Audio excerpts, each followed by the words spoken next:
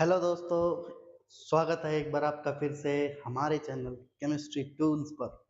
दोस्तों, आज का जो हमारा वीडियो है वो लेक्चर 4 है, जिसमें हम डिस्कस करने वाले हैं 10th क्लास का केमिस्ट्री का फर्स्ट चैप्टर जो है केमिकल रिएक्शंस एंड इक्वेशंस।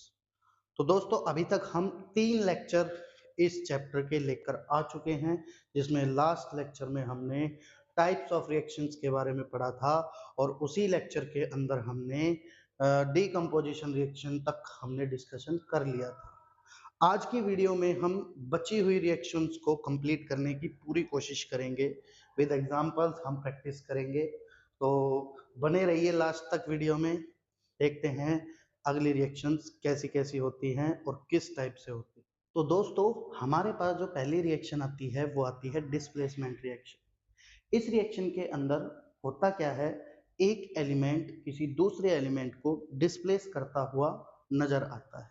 ठीक है, ऐसा क्यों होता है, आइए चलिए जानते हैं इस एक्सपेरिमेंट को देखकर, है ना। मैंने तुम्हारे सामने बोर्ड पे एक पिक्चर बनाई हुई है, जिसके अंदर मैंने एक बीकर में क्या ले रखा है, कॉपर सल्फेट का सॉल्यूशन ले रखा है, जिसका कलर कैसा है बेटा जी, ब्लू कलर है। ठीक है, और इसके अंदर मैंने एक जिंक की रोड डाली हुई है। जैसे ही मैं ऐसा कुछ करूंगा तो यहाँ पर मुझे इस बीकर के अंदर थोड़े चेंजमेंट देखने के लिए मिलेंगे। देखो, जैसे मैंने जिंक रोड को इस बीकर के अंदर डाला, फिर मैं 10 मिनट के बाद यहाँ पर क्या देखूंगा, जो मेरा जो सॉल्यूशन है उसका जो कलर है वो डार्क ब्लू था, और अब वो कैसा हो जाएगा बेटा, फेड ब्लू हो जाएगा, मतलब कि हल्का पड़ जाएगा। दूसरे पॉइंट के अंदर मैं यहाँ पर इस बीकर के अंदर क्या देखूंगा, मैं देखूंगा कि यहाँ पर बॉटम के ऊपर कुछ यहाँ पर मेरे को प्रेसिपिटेट पड़े हुए दिखाई देंगे, इस बीकर के बॉटम के ऊपर, है ना। तो यहाँ पर क्या बनते हुए दिखाई देंगे, प्रेसिपिटेट बनते हुए दिखाई देंगे। तीसरा पॉइंट मैं यहाँ पर इस बीकर के अंदर क्या देखूंगा, तीसरे पॉइंट में मैं देखूंगा कि भैया जी, जो ये बीकर है ना, ये हल्का सा क्या हो चुका होगा, गर्म हो चुका होगा, स्लाइटली वार्म हो चुका होगा। अब चौथे पॉइंट के अंदर मैं क्या देखूंगा, चौथे पॉइंट में जब मैं इस रोड को इस सॉल्यूशन से निकाल कर देखूंगा, तो मैं देखूंगा कि ये जो जिंक की रोड है ये क्या हो चुकी होगी, डिप्लेट यानी टूट चुकी होगी, है ना। तो यहाँ पर चौथे पॉइंट में मैं क्या देखूंगा, जिंक रोड डिप्लेटेड, है ना। जब ये सारी कहानी मैं देख लूंगा तो यहाँ पर मुझे क्या देखने के लिए मिलेगा, जब मैं इसकी तहकीकात करने जाऊंगा ना, तब मुझे क्या देखने के लिए मिलेगा कि यहाँ पर जरूर क्या हुआ होगा, ये जो जिंक है ना, जिंक है यहाँ पर, ये कॉपर सल्फेट के सॉल्यूशन के साथ रिएक्ट किया होगा। लेकिन सवाल ये उठता है कि सर रिएक्ट कैसे किया होगा, वो बताओ, है ना। तो थोड़ा सा मैं तुमको यहाँ पर एक रेडॉक्स रिएक्शन आती है, वो भी 10th क्लास में ही है। हालांकि हम पढ़ते तो उसको +2 क्लास के अंदर भी है, इलेक्ट्रोकेमिस्ट्री के अंदर, लेकिन हम 10th क्लास में उसका ऊपर ऊपर का ओवरव्यू लेते हैं। वो भी मैं तुमको पढ़ाऊंगा, लेकिन थोड़ा सा उसी रिएक्शन का यहाँ पर इंट्रोडक्शन में इस रिएक्शन में देना चाहूंगा। देखो, यहाँ पर हुआ क्या होगा, यहाँ पर जिंक ने 2 इलेक्ट्रॉन लूज किए होंगे इसी रोड के ऊपर, है ना। या मैं कहूं जिंक के एटम ने जो 2 इलेक्ट्रॉन लूज किए होंगे अपने, और वही 2 इलेक्ट्रॉन यहाँ पर कॉपर सल्फेट का जो सॉल्यूशन है, इस सॉल्यूशन के अंदर कॉपर 2+ भी बैठा होगा और सल्फेट 2- भी बैठा होगा। तो यहाँ पर हुआ क्या, सबसे पहले स्टेप में जिंक ने क्या कर दिया बेटा जी, 2 इलेक्ट्रॉन्स को लूज कर दिया। ठीक है, पहले स्टेप के अंदर। और इसी रिएक्शन को या इस फिनोमिना को, या मैं कहूं इस प्रोसेस को हम क्या बोलेंगे बेटा जी, ऑक्सीडेशन बोलेंगे। तो यहाँ पर जिंक का क्या हो चुका है, ऑक्सीडेशन हो चुका है। जिंक ने 2 इलेक्ट्रॉन छोड़ दिए हैं। अब सवाल ये उठता है कि सर ये 2 इलेक्ट्रॉन गए कहाँ, तो भैया जी इस सॉल्यूशन के अंदर अभी मैंने तुमको बताया कि कॉपर 2+ के आयंस बैठे होंगे, तो भैया वही कॉपर 2+ के आयंस ने इन्हीं 2 इलेक्ट्रॉन्स को क्या कर दिया होगा, गेन कर दिया होगा, और वो कॉपर सॉलिड में कन्वर्ट हो चुके हैं। मतलब ये जिंक के जो एटम है ये 2 इलेक्ट्रॉन छोड़ेंगे और खुद किस में जाकर पड़ जाएंगे, इस सॉल्यूशन के अंदर। और ये 2 इलेक्ट्रॉन कॉपर 2+ के आयंस गेन करके क्या बना लेंगे, सॉलिड। यानी ये जो प्रेसिपिटेट यहाँ पर पड़े हुए हैं, ये किसके हैं बेटा जी, कॉपर सॉलिड के हैं। तो इस टाइप की रिएक्शन को हम क्या बोलते हैं बेटा, रिडक्शन रिएक्शन बोलते हैं। और जब एक ही रिएक्शन के अंदर ऑक्सीडेशन भी हो रही हो और रिडक्शन रिएक्शन भी हो रही हो, तो इस टाइप की रिएक्शन को क्या बोला जाता है, रेडॉक्स रिएक्शन बोला जाता है। और रेडॉक्स रिएक्शन के अंदर ही हमें क्या देखने के लिए मिलता है, एलिमेंट टू एलिमेंट डिस्प्लेसमेंट देखने के लिए मिलता है, जिसमें एक हाई रिएक्टिव एलिमेंट क्या करता है, इलेक्ट्रॉन को लूज करता है, और एक लो रिएक्टिव एलिमेंट क्या करता है, उन्हीं लूज किए गए इलेक्ट्रॉन्स को एक्सेप्ट करता है और डिस्प्लेस हो जाता है। तो जब जब दुनिया में डिस्प्लेसमेंट रिएक्शन होती है तो वहां एक रेडॉक्स रिएक्शन भी हमें देखने के लिए मिलती है ना। अब सर कैसे पता चलेगा कि कौन ज्यादा रिएक्टिव है और कौन कम रिएक्टिव है, तो भैया जी स्क्रीन पे तुम्हारे सामने अभी एक इलेक्ट्रोकेमिकल सीरीज की एक टेबल आ रही होगी, या मैं कहूं उस वो सीरीज आ रही होगी, जरा उस सीरीज को ध्यान से देखना, है ना। अगर तुम उस सीरीज के अंदर ध्यान से देखोगे तो वहां पर हमने एलिमेंट्स को अकॉर्डिंग टू रिएक्टिविटी जचाया हुआ है, जिसमें टॉप के ऊपर कौन बैठा हुआ है, सबसे ज्यादा रिएक्टिव एलिमेंट बैठा हुआ है। और जैसे जैसे हम सीरीज के नीचे आते जाएंगे वैसे वैसे हम देखेंगे कि जो रिएक्टिविटी है एलिमेंट्स की वो घटती जा रही है, ठीक है। तो मतलब क्या है इसका, जो टॉप वाला एलिमेंट है वो क्या कर रहा होगा, नीचे वाले एलिमेंट को, यानी बॉटम वाले एलिमेंट को, खुद से नीचे वाले एलिमेंट को डिस्प्लेस कर रहा होगा, ठीक है। तो होपफुली तुमने इलेक्ट्रोकेमिकल सीरीज देख ली होगी, ठीक है, और तुम्हें ये भी समझ में आ गया होगा कि कौन ज्यादा रिएक्टिव और कौन कम रिएक्टिव। तो भैया इस तरीके से हम डिसाइड करते हैं कि कौन किसको डिस्प्लेस करेगा, ठीक है। तो अब सवाल ये उठता है कि सर क्या ये डिस्प्लेसमेंट रिएक्शन हमें सिर्फ मेटल्स के केस में देखने के लिए मिलेगी, तो मैं कहूंगा बेटा ऐसा नहीं है ना। जो डिस्प्लेसमेंट रिएक्शन है वो नॉन मेटल्स के केस में भी देखने के लिए मिलती है, क्योंकि अभी अभी जो तुमने इलेक्ट्रोकेमिकल सीरीज देखी है उसके अंदर अगर तुम ध्यान से देखते तो जैसे जैसे नीचे हम जा रहे हैं तो मेटल्स की रिएक्टिविटी तो घट रही है और नॉन मेटल्स की रिएक्टिविटी बढ़ रही है। तो नॉन मेटल्स के केस में जस्ट उल्टा होगा, मतलब मेटल्स के केस में ऊपर वाला एलिमेंट नीचे वाले एलिमेंट्स को डिस्प्लेस करेगा, जबकि नॉन मेटल्स के केस में इलेक्ट्रोकेमिकल सीरीज में जो नीचे की तरफ आता है वो एलिमेंट या वो नॉन मेटल अपने से ऊपर वाले नॉन मेटल को क्या करता हुआ नजर आएगा, डिस्प्लेस करता हुआ नजर आएगा। अगर मैं तुम्हारे सामने बात करूं फ्लोरीन की, तो फ्लोरीन इलेक्ट्रोकेमिकल सीरीज के अंदर सबसे बॉटम के ऊपर आता है, सबसे बॉटम पे आता है। तो मतलब नॉन मेटल्स के केस में फ्लोरीन हाईएस्ट रिएक्टिव, तो फ्लोरीन अपने से कम रिएक्टिव नॉन मेटल्स को क्या कर सकता है, उनके साल्ट सॉल्यूशन से डिस्प्लेस कर सकता है इजीली। तो मैं कहूंगा कि डिस्प्लेसमेंट रिएक्शन जो है वो नॉन मेटल्स के केस में भी हमें देखने के लिए मिलती है, नो डाउट, है ना। तो सर एक बात बताओ, डिस्प्लेसमेंट रिएक्शन की डेफिनेशन कैसे लिखेंगे, तो जाहिर सी बात है मैं बोल रहा हूं तुम लिख लेना जल्दी से। तो जो डेफिनेशन है डिस्प्लेसमेंट रिएक्शन की वो इस प्रकार है, those reactions in which a high reactive element displace a low reactive elements are called displacement reaction, ठीक है।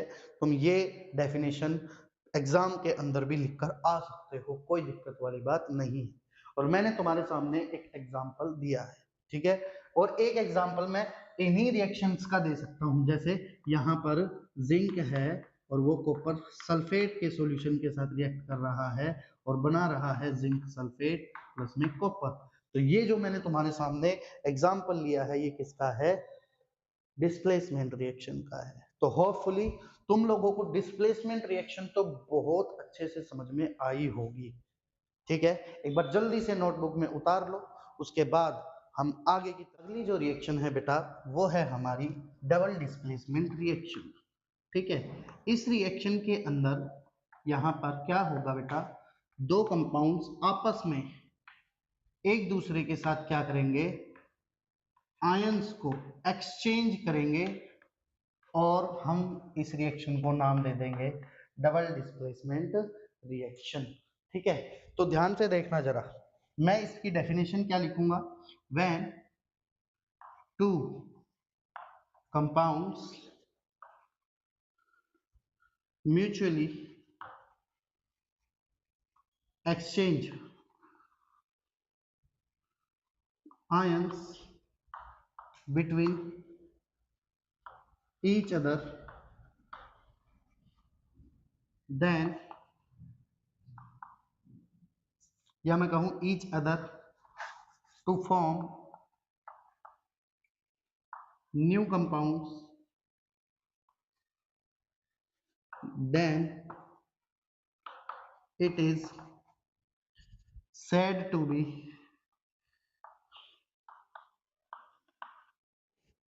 Double displacement reaction. मैं इसको शॉर्ट में लिख रहा हूं DDR। ठीक है, तो जल्दी से एक बार नोटबुक में लिख लो, फिर हम इसका एग्जाम्पल देखते हैं। ठीक है, तो देखो इसका एग्जाम्पल क्या है, इसका एग्जाम्पल हम यहाँ पर ले सकते हैं, जैसे मैंने यहाँ पर AgNO3, ठीक है, AgNO3 ले लिया है और उसको रिएक्ट करवाया है किसके साथ, NaCl के साथ रिएक्ट करवाया। तो यहाँ पर देखो हो क्या रहा होगा, AgNO3 के सॉल्यूशन में Ag प्लस और NO3 नेगेटिव रहा होगा और NaCl के सॉल्यूशन में Na प्लस और Cl नेगेटिव रहा होगा, और हमने इन दोनों को आपस में मिक्स कर दिया। तो यहाँ पर हुआ क्या है, इसका जो कैटायन है इसके एनायन के साथ चला जाएगा, ठीक है, और इसका जो कैटायन है वो इसके एनायन के साथ चला जाएगा। तो यहाँ पर बन क्या जाएगा, देखो AgCl नेगेटिव के साथ जा रहा है, तो यहाँ पर बन जाएगा बेटा जी AgCl, और यहाँ पर देखो जरा ध्यान से NaNO3 के साथ जा रहा है, तो यहाँ पर क्या बन जाएगा NaNO3। तो तुम देख सकते हो यहाँ पर दोनों ही कंपाउंड ने अपने अपने आयंस एक दूसरे के साथ क्या कर लिए हैं, एक्सचेंज कर लिए हैं। इसी रिएक्शन को हम क्या बोलते हैं बेटा जी, डबल डिस्प्लेसमेंट रिएक्शन बोलते हैं। तो होपफुली तुमको डबल डिस्प्लेसमेंट रिएक्शन समझ में आई होगी, तो जल्दी से एक बार लिख लो, फिर हम अगली रिएक्शन की तरफ बढ़ते हैं। अगली जो रिएक्शन है बेटा वो है हमारी प्रेसिपिटेशन रिएक्शन। ठीक है, तो अगली रिएक्शन की हेडिंग डालना प्रेसिपिटेशन रिएक्शन। इस रिएक्शन के अंदर क्या होगा बेटा जी, कुछ ऐसा बनता हुआ नजर आएगा प्रोडक्ट जो उस सॉल्यूशन के अंदर घुलनशील नहीं होगा, जिसकी वजह से वो ग्रेविटी के इन्फ्लुएंस में आके बॉटम के ऊपर बैठ जाएगा, और उसी चीज को हम क्या बोलेंगे, प्रेसिपिटेट बोलेंगे। और जिन भी रिएक्शन के अंदर ये इस तरीके के प्रेसिपिटेट बनते हैं उन सभी रिएक्शंस को क्या बोला जाता है, प्रेसिपिटेशन रिएक्शन बोला जाता है। ठीक है, तो एक बार यहाँ पर हम इसकी डेफिनेशन लिखेंगे, those reaction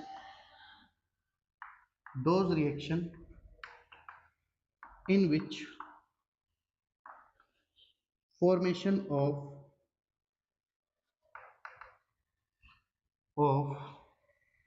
precipitate takes place during the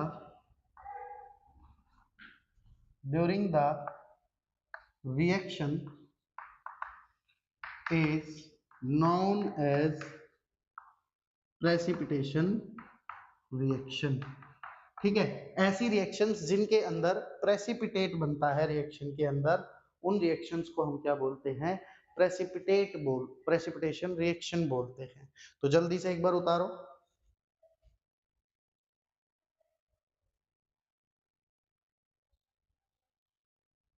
उतार लिया, ठीक है। तो जरा एग्जाम्पल देखो इसका क्या हो सकता है, एग्जाम्पल हो सकता है जैसे मान लो मैंने ले लिया लेड नाइट्रेट, ठीक है, PbNO3 का होल ट्वाइस, और इसको रिएक्ट करवा दिया मैंने मान लो पोटाशियम आयोडाइड से। तो यहाँ पर मेरे सामने जो प्रोडक्ट देखने के लिए मिलेगा वो प्रोडक्ट क्या देखने के लिए मिलेगा, यहाँ पर बनेगा बेटा PbI2, और जो ये PbI2 है यहाँ पर इसका क्या बनेगा, प्रेसिपिटेट। बेटा जब भी रिएक्शन के अंदर प्रेसिपिटेट बनता है तो हम डाउन हेडेड एरो से उसको रिप्रेजेंट करते हैं, क्योंकि ये डाउन हेडेड एरो हमें बताती है कि यहाँ पर इसका क्या बना है, ये इस केमिकल कंपाउंड का प्रेसिपिटेट बना है। ठीक है, और इसी के साथ साथ हमें क्या देखने के लिए मिलेगा, देखो पीबी के साथ तो जा चुका है आई, अब पोटाशियम के साथ क्या चला जाएगा बेटा, नाइट्रेट, सॉरी पोटाशियम नाइट्रेट। ठीक है, इसको बैलेंस कर लेना भाई तुम लोग, है ना, बैलेंस कर लेना। ठीक है, तो यहाँ पर तुम देख सकते हो कि यहाँ पर रिएक्शन के दौरान हमें क्या देखने के लिए मिल रहा है, प्रेसिपिटेट का फॉर्मेशन देखने के लिए मिल रहा है, और ऐसी रिएक्शन को हम क्या बोलते हैं बेटा, प्रेसिपिटेशन रिएक्शन बोलते हैं। दोस्तों अगर तुम ध्यान से देख रहे हो प्रेसिपिटेशन रिएक्शन को, तो यहाँ पर हमें एक और रिएक्शन भी इसी रिएक्शन के अंदर दिखाई दे रही है, और वो रिएक्शन है डबल डिस्प्लेसमेंट रिएक्शन। जी हाँ दोस्तों, अगर मैं कहूं कि डबल डिस्प्लेसमेंट रिएक्शन के दौरान अगर प्रेसिपिटेट की फॉर्मेशन हो जाती है तो उन्हीं रिएक्शनों को हम एक और नाम से बोलने लग जाते हैं, और वो है प्रेसिपिटेशन रिएक्शन। तो प्रेसिपिटेशन रिएक्शन के अंदर भी डबल डिस्प्लेसमेंट रिएक्शन होती है। ठीक है, तो एक बार जल्दी से इसको नोट डाउन करो, फिर हम आगे की तरफ बढ़ते हैं। अगली जो रिएक्शन है हमारी वो है न्यूट्रलाइजेशन रिएक्शन। ठीक है, न्यूट्रलाइजेशन रिएक्शन के अंदर बेटा क्या होता है, इस रिएक्शन के अंदर हम किसी भी एक एसिड और बेस की रिएक्शन करवाते हैं, जिसमें हमें प्रोडक्ट में क्या देखने के लिए मिलता है, साल्ट और वाटर बनता हुआ दिखाई देता है। बस इसी रिएक्शन को हम क्या बोलते हैं, न्यूट्रलाइजेशन रिएक्शन बोलते हैं। तो क्या लिखेंगे, those reaction in which acid and base react to form salt and water is known as या is called as neutralization reaction, neutralisation reaction. ठीक है, इस रिएक्शन को हम क्या बोलेंगे बेटा जी, न्यूट्रलाइजेशन रिएक्शन बोलेंगे। जैसे एग्जाम्पल तुम ले सकते हो, जैसे मान लो मैंने HCl को रिएक्ट करवाया किसके साथ, NaOH के साथ, तो यहाँ पर ये दोनों आपस में रिएक्ट करेंगे और क्या बनाएंगे, NaCl और वाटर बन जाएगा। तो तुम देख रहे हो साल्ट है ये, तो NaCl तो साल्ट है, और साल्ट और इसके साथ क्या बन रहा है, वाटर बन रहा है। ये मैंने एसिड लिया है और ये मेरे पास बेस है। ठीक है, दूसरा एक और एग्जांपल भी मैं इसका ले सकता हूँ, और वो है H2SO4, और यहाँ पर मैं क्या ले लूँ, KOH। तो हमारे पास अब की बार सल्फ्यूरिक एसिड है और पोटाशियम हाइड्रोक्साइड है, ये दोनों एसिड और बेस है, और ये तो एसिड है और ये बेस है, ये दोनों आपस में रिएक्ट करके क्या बनाएंगे, K2SO4 प्लस में H2। तो तुम देख रहे हो जब भी कोई एसिड और बेस आपस में रिएक्ट करते हैं तो साल्ट और वाटर बनते हैं, और ऐसी रिएक्शन को ही क्या बोला जाता है बेटा जी, न्यूट्रलाइजेशन रिएक्शन। तो होपफुली तुम्हें आज की वीडियो में जितनी भी रिएक्शंस पढ़ाई गई हैं बहुत ही अच्छे से समझ में आई होंगी, और इसी के साथ मैं आज की वीडियो में तुम लोगों से अलविदा लेना चाहूँगा। दोस्तों वीडियो पसंद आए तो हमारे चैनल को सब्सक्राइब कर लेना, और हमारी वीडियोस को ज़्यादा से ज़्यादा बच्चों तक शेयर करना, और हर वीडियो को लाइक करना। ठीक है, मिलते हैं अगली वीडियो में, तब तक के लिए जय हिंद।